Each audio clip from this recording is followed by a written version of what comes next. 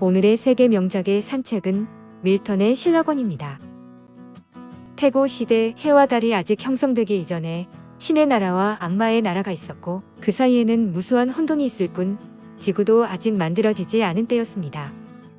하늘에서 제주와 용맹이 빛나는 사탄은 하느님의 청의를 받아왔으며 천사장으로서 하느님 다음 가는 힘을 갖고 있었습니다.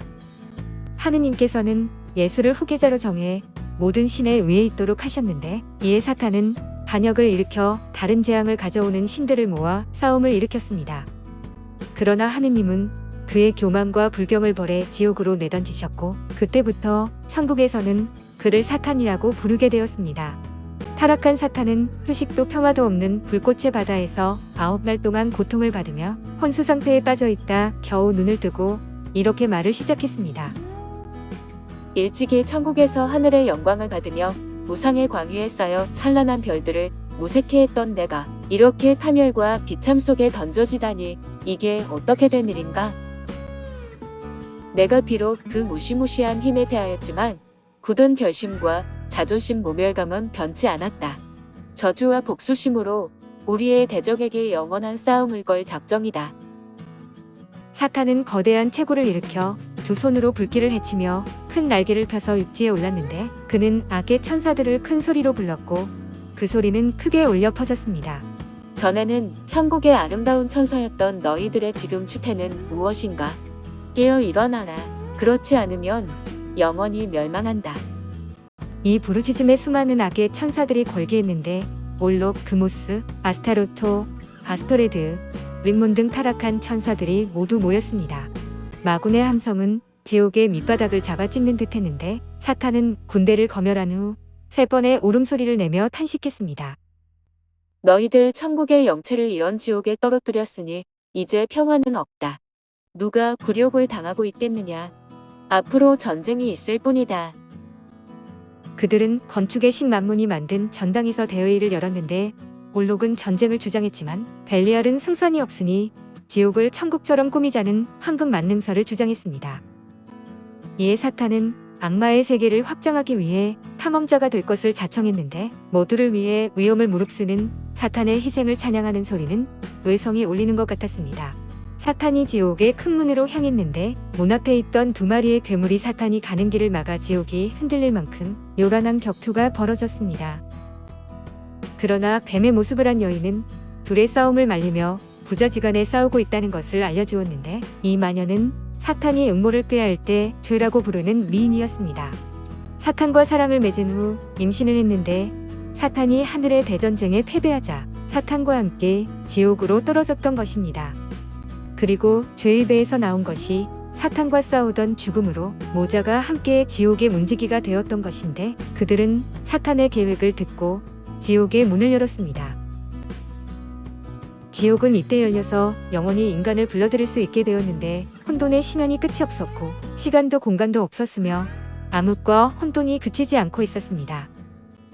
지옥의 가장자리를 헤매며 다니던 사탄은 혼돈의 왕 카오스와 암흑의 왕 나이트의 도움으로 희망의 피안에 이르는 지름길을 알게 되었습니다.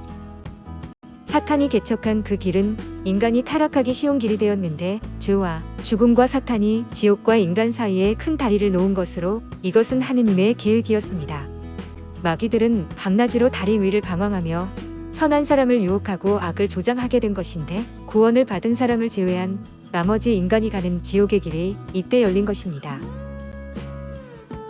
이때 하나님은 천사들에게 둘러싸여 인간의 시조인 아담과 이브 2사람이 환락과 사랑을 누리며 불로불사의 열매를 먹고 지내는 것을 보고 계셨습니다. 그러나 갓 창조된 세계로 사탄이 날아오고 있었는데 하느님은 아들에게 사탄이 인류를 죄에 빠뜨리는 데 성공할 것을 예언하고 인간에게 자유의지를 주어 대항할 수 있도록 창조했다고 말씀하셨습니다. 하느님의 아들이 자진해 인간의 대속 제물이 되겠다고 하자 하느님은 이를 수락하고 모든 천사들이 그를 예찬할 것을 명하셨습니다. 이때 사탄은 우주의 끝을 산책하다가 지구 최상부에 다다랐는데 생명체가 존재하지 않는 방막한 들판이었습니다. 방황하던 사탄은 맞은편 빗속에서 건축물을 발견했는데 문은 황금과 금강석으로 꾸며져 있었습니다.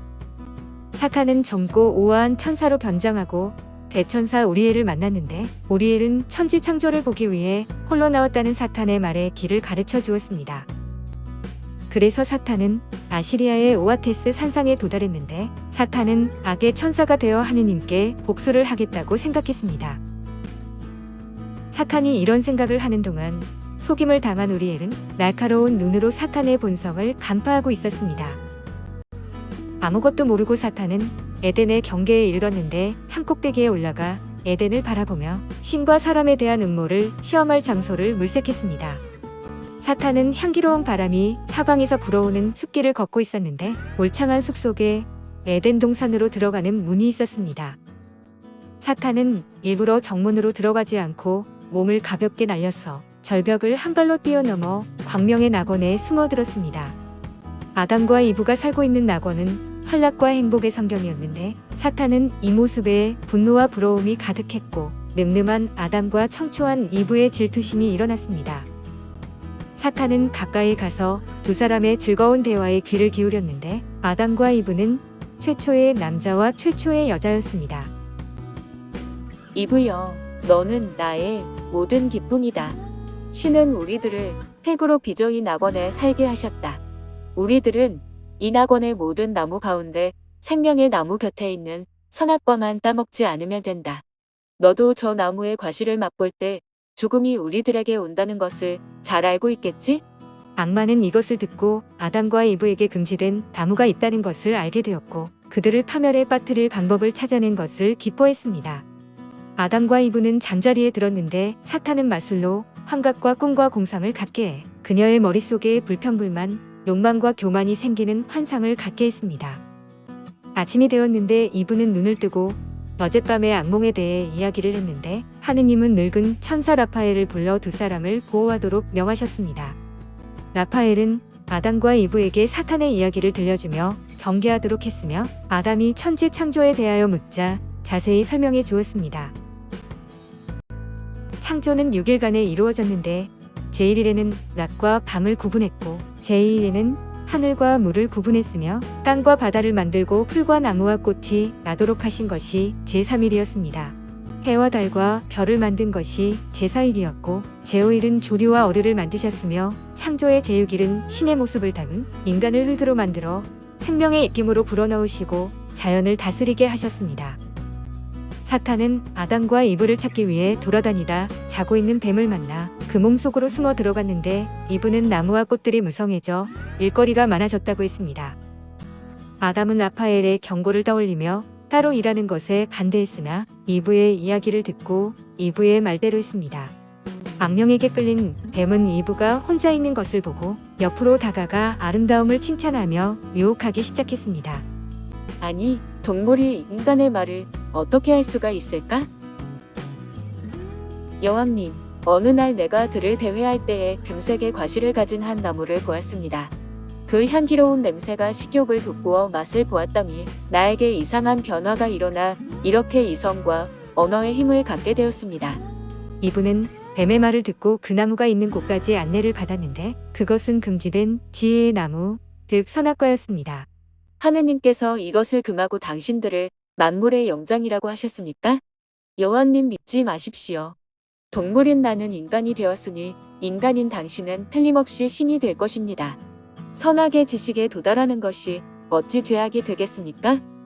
저 아름답고 먹음직스러운 과실이 뱀이 말한 것처럼 영험이 있는 것이라면 그것을 금지하신 하느님의 마음을 알 수가 없다. 인간에게 허락치 않은 것을 동물에게 허용하실 리가 없을 텐데 금지하는 것은 무슨 까닭일까? 잠시 선악과를 바라보고 있던 이브는 과실을 따서 입에 넣었는데 뱀은 풀 속으로 미끄러져 도망가고 이브는 과실의 아름다운 맛에 취하여 홀로 중얼거렸습니다. 지혜의 길을 열어준 과실. 나의 이 변화를 그에게 알려서 같이 행복을 즐겨야지. 이브에게서 모든 이야기를 듣고 아담은 새파랗게 질렸습니다. 이미 생긴 일은 어쩔 수 없다. 내가 너 없이 어떻게 살겠느냐? 그녀와 같이 벌을 받고 죽을 결심으로 아담도 그 과실을 먹었는데 두 사람은 독한 포도주에 취한 것처럼 우욕에 불탔습니다. 두 사람이 눈을 떴을 때 신앙도 청정도 결백도 모두 사라지고 악을 아는 마음이 되었는데 그들은 라첼을 부끄러워하여 무화과의 잎을 엮어 허리에 감았습니다. 그들의 유혹자가 지옥을 빠져나올 때 알고 있던 것이 마침내 왔다. 인류는 타락하였다. 그들에게 줄 것은 이제 죽음의 선고이다. 그 심판으로 가리라. 아담과 이브는 바람에 들려오는 신의 음성을 듣고 벗은 것이 부끄러워 숲속으로 숨었는데 성자는 불순한 그들의 조에 대하여 다음과 같이 상고했습니다.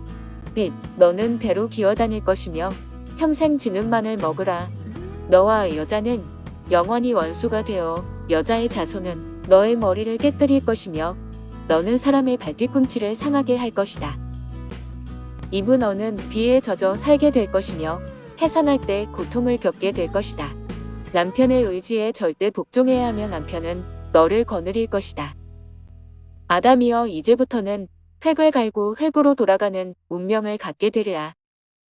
이브는 아담에게 용서를 빌며 자손에게 미치는 저주를 피하기 위하여 자살할 것을 제의했지만 아담은 자손들에게 희망을 가지라는 말씀을 되새기며 이브를 위로하고 함께 쓸쓸히 낙원을 떠났습니다.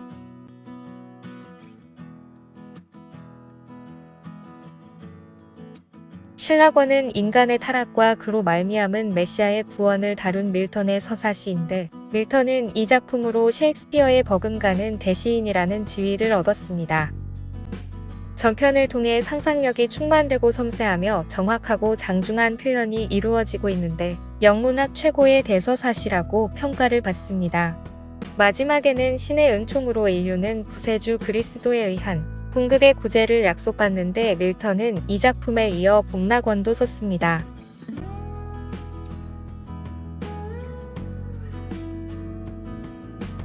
존 밀턴은 1608년 런던에서 출생했으며 유형제 중 3남이었는데 르네상스 최후를 장식한 휴머니스트로 18세 때 케임브리지 대학에 입학하면서 문학적 생애가 시작됩니다. 수려한 용모와 섬세하고 고상한 취미, 단정한 생활로 학급의 귀부인이라는 별명까지 얻은 그는 재학 시절부터 시인으로 명성을 떨쳤습니다. 1629년에 대학을 졸업하고 최초의 걸작 그리스도의 탄생의 아침을 썼으며 1632년에 허튼으로 이주해 수학과 음악을 즐기면서 6년을 보냈는데 시작은 꾸준히 했습니다. 1633년에 쾌활한 사람, 사색에 잠긴 사람과 아케이즈를 집필하고 초기의 최고 걸작인 가면극 코모스를 1634년에 상연하는 등 계속 많은 작품을 발표했습니다. 1638년에는 파리를 거쳐 이탈리아에 가면서 과학자 갈릴레이와 사귀게 되는데 나폴리에서 조국의 내란 소식을 듣고 귀국을 결심했습니다. 그는 동포가 고국에서 자유를 위하여 싸우고 있을 때 마음 편히 유람을 다니는 것은 기열한 짓이라고 생각했기 때문이다라고 했습니다. 밀턴은 1652년 46세 때 실명하였으나 1655년부터 신라권을 쓰기 시작하여 1665년 말에 완성했으며 1667년에 출판했습니다.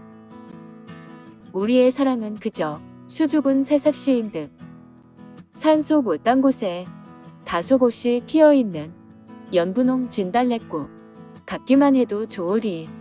이 세상 아무도 모르게 우리 둘만의 맘속에서만 살금살금 자라나는 사랑이면 좋으리. 정연보, 공나래의 사랑 이야기.